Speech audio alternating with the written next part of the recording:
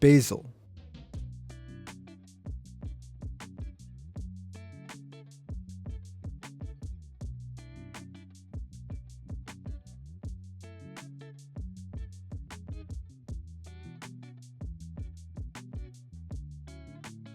So here's our basil, and we want the leaves to be plump and not wilted.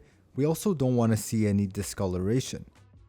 A popular technique is to roll the basil like a cigar and using a very sharp knife begin to chiffonade. And it's important your knife is super sharp or the basil can bruise very easily.